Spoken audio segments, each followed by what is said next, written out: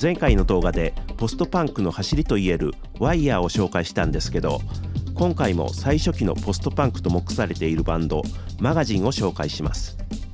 自分の記憶だとこのバンド2000年頃からのポストパンク再評価以前はあまりまともな評価を受けていなかったように思いますし、日本では現在も知名度が低いように感じます。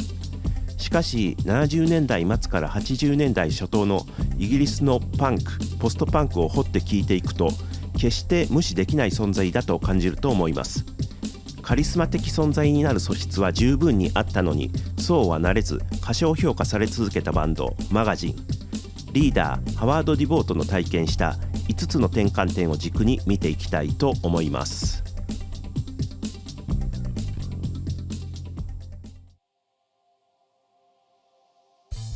マガジンはハワード・ディボートによりイギリス・マンチェスターで1977年に結成されましたが、遡ること1年前1976年にハワード・ディボートはピート・シェリーとバズ・コックスを結成。ここで最初の転換点。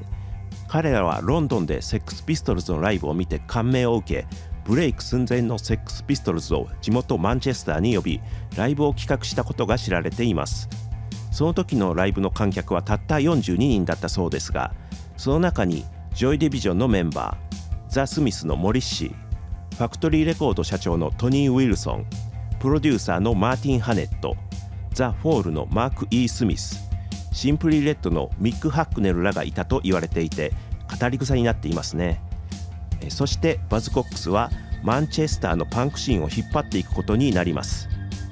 その後バズ・コックスは自らのインディーズレーベルニューホルモンズを立ち上げ、1977年1月に EP スパイラルスクラッチをリリースしますが、ここで早くも2つ目の転換点。その直後の1977年2月にハワード・ディボートはバズ・コックスを脱退してしまいます。バズ・コックス脱退から間もなく1977年3月にハワード・ディボートはギタリストジョン・マッキオークと知り合い、それがきっかけとなり新たなバンドの結成を決意します。当時まだ学生であった彼は学業に専念するためバンド活動から身を引いたとも、うるさいのに疲れたからとも言われていますが、それを覆すほどジョン・マッキオークという才能との出会いが大きかったようです。マンチェスターでパンクを牽引し、ポップパンクの始祖とも目されているバズ・コックスに文学的でちょっとひねくれたハワード・ディボートが残っていたらどんなバンドになっていたのか、それはそれでかなり個性的なバンドになったのではと思われますが、ピート・シェリーのバズ・コックスとハワード・ディボートのマガジン、それぞれのバンドを見ると別れるのは必然だったのかなとも思います。1977年8月までにメンバーが決まりマガジンを結成。10月に初ライブを行います。この時期のメンバーはハワード・ディボートボーカル、ジョン・マッキオークギター、バリー・アダムソンベース、マーティン・ジャクソンドラムス、ボブ・ディッキンソンキーボード。マンチェスターのパンクシーンを代表する存在のバズ・コックス、その元フロントマンであるハワード・ディボートの新バンドということで、マガジンは当初から注目されていたようで、初ライブから間もなくバージンレコードと契約し、1978年1月にはファーストシングル「ショット・バイ・ボス・サイズ」をリリースしますが、この時点でキーボードのボブ・ディッキンソンが脱退していて、このシングル版はキーボードなしで録音されています。このデビューシングルは全英最高41位を記録しました。ここで3つ目の転換点といえる出来事があります。ショット・バイ・ボス・サイズはデビュー曲にしてマガジンの代表曲として最も知られた曲です。しかしここでマガジン最初のつまずきがあったとポストパンク・ジェネレーションという書籍では書かれています。それはシングルの好評を受けて出演したテレビ番組トップ・オブ・ザ・ポップスでハワード・ディボートは直立不動の固まったようなパフォーマンスを行い、その冴えないテレビ出演が原因でシングルの売り上げが伸び悩んだと分析されていて、その真偽のほどは分かりませんが、その後ヒット曲が出なかったのは確かなことです。ポストパンク・ジェネレーションの著者サイモン・レイノルズはこの時のハワード・ディボートを栄光の眩しさに凍りつき、その瞬間をつかむのに失敗したものと表現していて、マガジンは玄人受けはするが一般人気は望めない存在になっていきます。ファーストシングルの時点ではキーボードがいない状態でしたが、すぐに公認のキーボード奏者デイブ・フォーミュラーが加入し、ジョン・レッキーのプロデュースの下でアルバムが録音されます。ファーストアルバム「リアル・ライフ」は1978年6月にリリースされました。同年1月にセックス・ピストルズからジョニー・ロットンが脱退、4月にはダムドが解散するなど、イギリスのパンクムーブメントは転換期にあった時期です。マガジンはパンクムーブメントの中から出てきたバンドですが、キーボードの入った凝ったアレンジと高い演奏力、文学的で内省的な歌詞など、およそそれまでのパンクとは違った特徴を持っていました。ヨーロッパ的な陰影があり、ドラマチックな楽曲はロキシーミュージックまたはベルリン時代のデビッド・ボーイからの影響が強く感じられますが、エッジの立ったサウンド、リズムのスピード感などは明らかにパンク以降のものです。こうした音の傾向は1977年にデビューしていたウルトラボックスと近いものを感じます。実際ビサージというバンドではマガジンのジョン・マッキヨーク、デイブ・フォーミュラー、バリー・アダムソン、ウルトラボックスのキーボードビリー・カーリー、後にウルトラボックスに加入するミッジ・ユーロが参加していたり、ジョン・マッキヨークがマガジンを脱退した後、元ウルトラボックスのギタリストロビン・サイモンが加入したりと、この両バンドはメンバー的にも関わりが深かったりします。しかし未来的 SF 的な世界観を打ち出していたジョン・フォックスのウルトラボックスに対してハワード・ディボートのマガジンはどこか人間臭くドロドロとした情念のようなものを感じます。それはハワード・ディボートのねっとりとした独特の歌い方によるところが大きいかもしれません。特にこのファーストアルバムはイギリスの古めかしい路地裏に入り込んだような暗くてジメッとした雰囲気が漂っています。ここでマガジンが打ち出したイメージが後のといってもほとんど時差なく出てくるゴシックロックにつながっていったのかもしれません。個人的に一番好きな曲は6曲目モーターケードですね。自分はこの曲のライブ映像を1987年に NHK で放送されたロックコレクションニューウェーブの台頭という番組で見てすごく強いインパクトを受けました。不安げなキーボードのイントロから粘っこくも神経質そうなハワード・ディボートのボーカル、中盤からスピードアップしていきジョン・マッキヨークのギターソロは激しく、そして摩訶不思議な旋律を奏でます。この時の映像は1977年のものだそうで、結成して間もない頃なんですよね。それでいてバンドの世界観が出来上がっていて表現力も高い、本当に最初から実力の高いバンドだったのがわかります。このファーストアルバムリアルライフはメディアからの評価も高く、全英チャート29位を記録し、まずまずの滑り出しだったと言えると思います。マガジンは1978年夏ライブツアーを行いますが、ドラムのマーティン・ジャクソンが脱退してしまいます。ですが10月には後任のドラマージョン・ドイルが加入し、11月にはシングル Give Me Everything をリリースします。年が明けて1979年1月からアルバムのレコーディングを開始、3月にはセカンドアルバムセカンドハンドデイライトがリリースされます。プロデューサーはデビッド・ボーイのヒーローズやイギー・ポップのラスト・フォー・ライフのエンジニアを担当したコリン・サーストン。全体にキーボード、シンセサイザーの存在感が増し、エフェクティブなミキシングになっています。スタジオワークを駆使し、より壮大なイメージとなったサウンドは、一部で70年代のプログレッシブロックへの後退と否定的な意味で言われたようです。しかし個人的にはこの硬質で冷たいイメージのサウンドが大好きです。ファーストにあった熱っぽさやドロドロとした感じは薄れたかもしれませんが、研ぎ澄まされた叙情性みたいなものを感じます。アルバム単位で言ったら一番完成度が高いんじゃないかなと思ってるんですよね。その中で自分がベストトラックを選ぶとしたらラスト3曲、バックトゥネイチャー、Believe That I Understand、パーマフォレストのどれかなんですけど、でも1曲目 Feed the Enemy とかシングルカットされた Rhythm of Cruelty とかも捨てがたいし、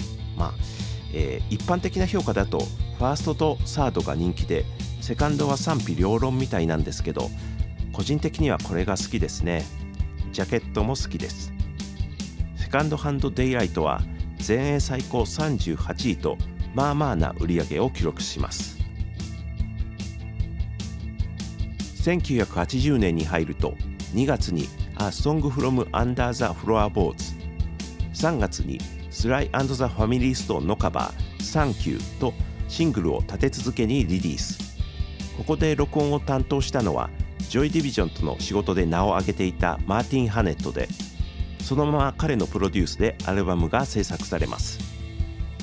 1980年5月にサードアルバム The Correct Use of Soap がリリース。このアルバムのサウンドはシンプルでストレート、楽器ごとの分離が良く80年代的なパキッとした音です。1曲目 Because You Are Frightened の出だしからもろジョイ・デビジョンニューオーダーを思わせるサウンドですが、アルバム全体の印象は、もっとポップで聴きやすくバラエティに富んだ内容になっています。そして、先にシングルで出たスライ&ザ・ファミリーストーンのカバーサンキューの収録からも分かるようにファンクの要素が取り入れられたことも大きな変化で、デビッド・ボーイ的な非常にクールな解釈のファンクではありますが、前作までがとてもヨーロッパ的なちょっとデカダンなイメージだったのに対し、開放的なアルバムのトーンになっているのはこうしたダンサブルな曲によるところが大きいかと思います。個人的ベストトラックは急性な勢いのある1曲目 Because You Are Frightened か、とてもクールなファンクナンバー Stuck か、先行シングルだった A Song from Under the Floorboards も哀愁のあるポップな感じで好きな曲ですね。The Correct Use of Soap は全英最高28位と前作以上の売り上げを記録します。同時期にリリースされたシングル Upside Down もチャートインならず、というかデビューシングルの Shot by Both Sides 以来、マガジンのシングルはチャートインできない状態がここまで続いていました。アルバムの評価は高いがシングルは売れない。ギタリストのジョン・マキオークは、マガジンは評論家に選ばれるバンドだったと語ったといいます。また自分たちは実力に見合った評価を受けていないとも感じていたようで、マガジンでの活動にジレンマを抱えていて、それに伴う彼の動きがマガジンというバンドのその後の運命を大きく左右することになります。そしてここで4つ目の転換点。ジョン・マキオークはサードアルバムの制作・リリースの時期にマガジン以外での活動を活発に行うようになります。まずニューロマンティックの元祖的バンドビサージにデイブ・フォーミュラー、バリー・アダムソンと共に参加。シングル「Fade to Grey」は全英8位を記録するヒットになります。そして1980年1月からスージー&ザ・バンシーズのレコーディングに参加し、3月にリリースされたシングル「ハッピーハウス」は全英最高17位。8月にリリースのアルバム「カレイドスコープ」は全英最高5位を記録するヒットになります。1979年にギタリストが脱退し、正式なギタリストがいなかったバンシーズはジョン・マキオークを正式なメンバーになるよう説得し、彼はそれを受けて1980年7月マガジンを脱退、スージー&ザ・バンシーズに加入します。そもそもマガジンはハワード・ディボートがジョン・マキオークと出会ったことで始まったバンドでした。彼の脱退というのはバンドの存続に関わるような出来事だったに違いありませんが、彼らは後任のギタリストを加入させ活動を続けます。ジョン・マキオークの脱退が公になったのと同時に、元ウルトラボックスのギタリストロビン・サイモンの加入が発表され、夏からのツアーに参加しますが、数ヶ月後の1980年12月には脱退してしまいます。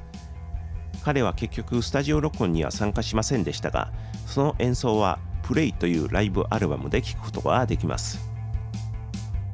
1981年に入り、新たなギタリストベン・マンデルソンが加入。プレイで共同プロデュースを行ったジョン・ブランドのエンジニアリングでアルバムがレコーディングされます。ミキシングは前作のプロデューサーマーティン・ハネットが担当し、フォースアルバムマジック・マーダー&ザ・ウェザーが1981年6月にリリース。先行シングルとしてAbout the Weather が5月にリリースされますが、こちらもチャートインはならず。そして最後、5つ目の転換点。アルバムリリース直前の1981年6月6日付の NME 誌にてハワード・ディボートの脱退が報じられ、事実上ここでマガジンは解散したことになります。ラストアルバムとなったマジック・マーダー&ザ・ウェザーは一聴して悪くない作品です。自分も最初聞いた時はかなりいいな、好きだなと思ったのですが、前の3作と比べてしまうと地味で際立ったところのない作品に聞こえてしまいます。デイブ・フォーミュラーのシンセがより前面に出て、レゲエやその他トライバルなビートも取り入れたところが特徴でしょうか、全体に洗練された80年代ニューウェーブサウンドといった感じです。正直自分も他のアルバムに比べてあまり聴いていない作品なのでうまいこと言えないのですが、聴けば聴くほど味の出るスルメ版のような気はしています。ハワード・ディボートはこのアルバムが完成した後脱退を決めたそうです。彼は実は以前からアルバムを作るごとにもう最後にしたいと考えていたそうです。レコーディングで精魂尽きてしまったのか、それとも作品の出来に疑心暗鬼になりマイナス思考に陥ってしまうのか、いかにも神経質そうで繊細そうな彼のことです。それら含めいろいろな思いがあったのだと思うのですが、それが前回までは盟友といえるジョン・マッキオフがいたことで持ちこたえていたのかもしれません。それが今回はもう歯止めが効かず脱退を申し出るに至り、バンドの創始者でフロントマンのいなくなったマガジンはここで解散ということになってしまいます。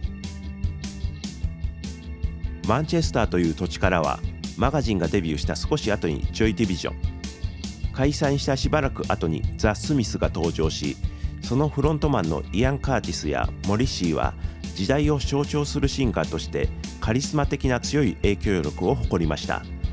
ハワード・ディボートを含むこの3人は内省的で繊細で少々風変わりなところがあって、どこかしら共通したものを感じます。しかしハワード・ディボート、マガジンはブレイクしきれなかった。ハワード・ディボートと彼らというか早くに亡くなったイアン・カーティスはわからないですが、モリッシーとの違いは何かと考えると、自分のやっていることへの圧倒的な自信というものがもしかしたらハワード・ディボートには欠けていたのかもと推測します。それはジョン・マッキオークがインタビューで、スージー&ザ・バンシーズでの活動は楽しかった、彼らは自分たちに絶対的な自信を持っていたからねと話していて、逆に言えばハワード・ディボート、マガジンは常に悩みながら迷いながら活動していたのではないかと想像できます。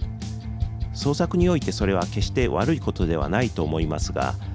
共同制作者のジョン・マッキオフからしたら自信に満ち溢れたバンシーズの方がその時は魅力的に思えたのではないでしょうか。その気持ちはわかる気がします。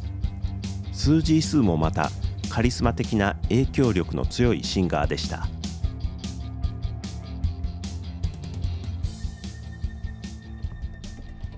1976年、イギリス・マンチェスターでパンクの波にいち早く反応し、またいち早くそこから外れ、内省的で文学的な表現に向かったハワード・ディボート。彼の作ったバンドマガジンは高い表現力でパンクの次に来るロックの青写真を描いてみせました。しかし期待されたほどの商業的成功は収められず、知る人ぞ知るバンドという位置に甘んじてしまいます。またポストパンクという面から見てもロックを解体してしまうような過激さはあまりなく、グラムロックやプログレからの流れを感じさせるサウンドで革新性という面での評価はされづらかったようにも感じます。しかし2000年前後からでしょうか、例えばレディオヘッドのようなバンドが影響を語ったり、ポストパンク全体の再評価が進むことでマガジンへの評価も高まります。また悲しいことに2004年にジョン・マッキオフが亡くなります。